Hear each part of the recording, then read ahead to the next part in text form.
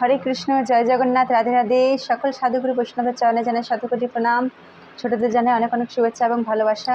আশা করি সবাই খুব ভালো আছেন, আমরাও খুব ভালো আছি। গোপীনাথ ব্লগ চ্যানেলে আপনাদের সবাইকে জানাই অনেক অনেক স্বাগত। জগন্নাথ সুভদ্রা বলরাম কি জয়। সবাই বলুন জগন্নাথ দেব কি জয়, সুভদ্রা মাতা কি জয়, বলভদ্র কি জয়, জগন্নাথ সুভদ্রা বলরাম কি জয়। এই যে সবার আগে আপনাদের প্রিয় গোপীনাথকে একবার দেখুন। গোপীনাথ সবাইকে বলো রাধে রাধে, জয় জগন্নাথ। 2025 সালের 27শে জুন 12ই আষাঢ় শুক্রবার পড়েছে আমাদের জগন্নাথ দেবের রথযাত্রা উৎসব। জগন্নাথ, আজকে যে বিষয়টি নিয়ে বলার জন্য আমি আপনাদের কাছে চলে এসেছি, আমাদের প্রিয় রথযাত্রা উৎসব খুব সামনেই, তাই কিছু কিছু কথা জানার জন্য, রথের কিছু কথা জানার জন্য এই ছোট্ট ভিডিওটি আপনাদের কাছে আমি নিয়ে এসেছি। এই যে রথ, সর্বপ্রথম আমরা জানব যে জগন্নাথ শব্দের অর্থ কী। জগন্নাথ শব্দের অর্থ হচ্ছে যিনি জগতের নাথ, তাই তো?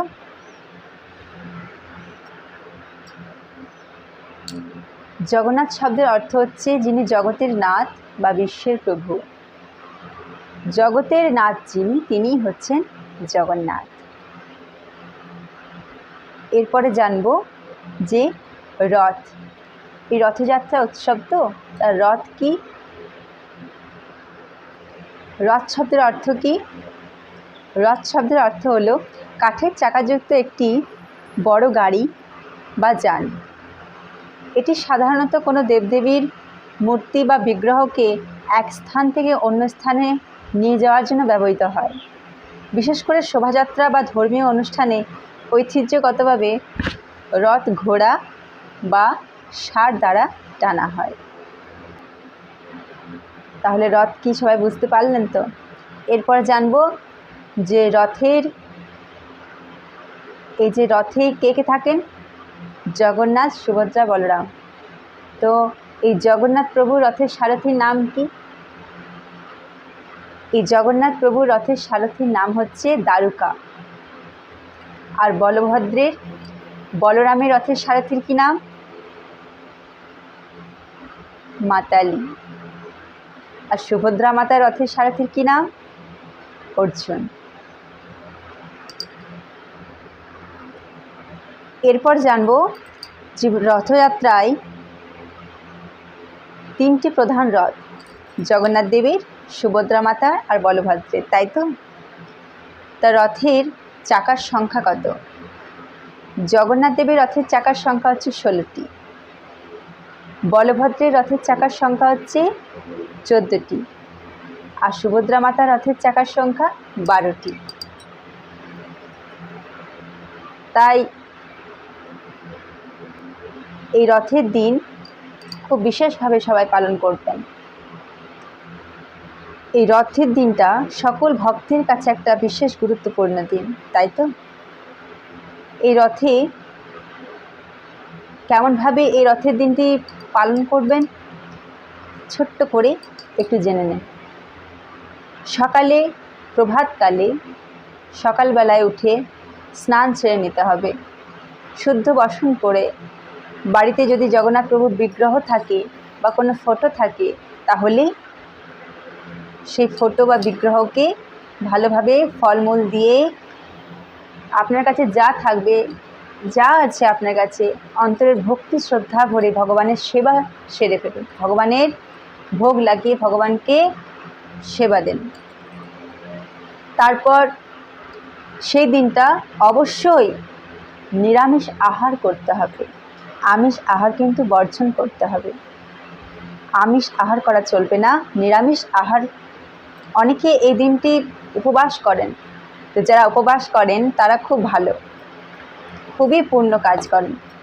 আর যারা উপবাস করতে পারেন না, যারা খিদে সহ্য করতে পারেন না, তারা অবশ্যই কিন্তু নিরামিষ আহার করবেন, অবশ্যই করবেন।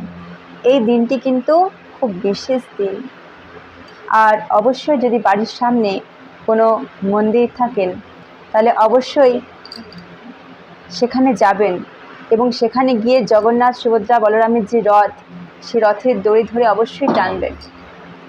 তাহলে কি হবে, রথের দড়ি ধরে যদি টানা হয় তাহলে শরীরে যদি কোনো ব্যাধি থাকে, কোনো রোগ থাকে, অবশ্যই দূরীভূত হবে এবং জগন্নাথের অনেক অনেক অশেষ কৃপা লাভ করতে পারবেন। অবশ্যই সেই দিনটি নিরামিষ আহার করুন, ভগবানের নাম করুন, শ্রদ্ধা ভরে ভক্তি ভরে সমস্ত ক্রোধ অর্থাৎ রাগ, অহংকার, নিন্দা, ঝগড়া সমস্ত কিছু পরিত্যাগ করুন এবং ভক্তি শ্রদ্ধা ভরে এই দিনটি প্রভুকে নিয়ে কাটান, প্রভুকে নিয়ে থাকুন, প্রভুর নাম করুন, সকাল থেকে রাত পর্যন্ত জগন্নাথকে নিয়ে থাকুন। মন্দিরে যান, মন্দিরে ভগবানের শৃঙ্গার দর্শন করুন, ভগবানকে দর্শন করুন, জগন্নাথের রথের দড়ি ধরে টানুন এবং জগন্নাথের একটা প্রণাম মন্ত্র রয়েছেন, সেই প্রণাম মন্ত্রটাও আমি আপনাদের কাছে অবশ্যই বলবো। জগন্নাথকে প্রণাম করার সময় এই মন্ত্রটা বলে প্রণাম করতে হয়। নীলাচল নিবাসায় নিত্যায় পরমাত্মনে বলভদ্র সুভদ্রাভং জগন্নাথায় তে নমঃ। এই মন্ত্রটা বলে অবশ্যই জগন্নাথ দেবকে প্রণাম করবেন এবং খুব ভক্তি শ্রদ্ধা ভরে জগন্নাথ দেবের রথযাত্রা উৎসব অবশ্যই ভালোভাবে সবাই পালন করুন। সবাই খুব ভালো থাকুন। ভিডিওটি যদি ভালো লেগে থাকে তাহলে অবশ্যই চ্যানেলটি সাবস্ক্রাইব করবেন, একটা লাইক করবেন এবং কমেন্ট বক্সে অবশ্যই জয় জগন্নাথ লিখতে ভুলবেন না। জয় জগন্নাথ। এবং এই ভিডিওটি অনেক অনেক শেয়ার করে দেবেন। যদি ভিডিওর মাধ্যমে কোনো ভুল হয়ে থাকে অবশ্যই আমি ক্ষমা প্রার্থী, আমাকে ক্ষমা করে দেবেন এবং প্রেম সে মন থেকে সবাই বলুন জয় জগন্নাথ, রাধে রাধে।